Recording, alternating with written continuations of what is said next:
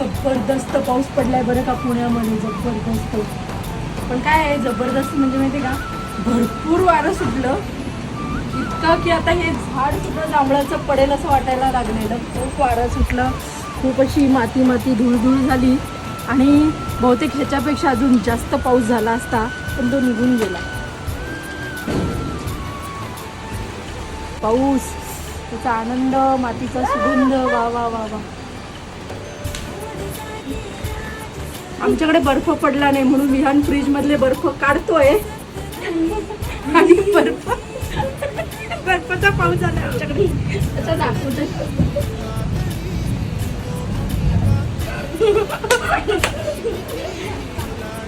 आमच्याकडे बर्फ पडलेला नाहीये बरं का, ही अफवा आहे. साधा फ्रीज मधला आता तू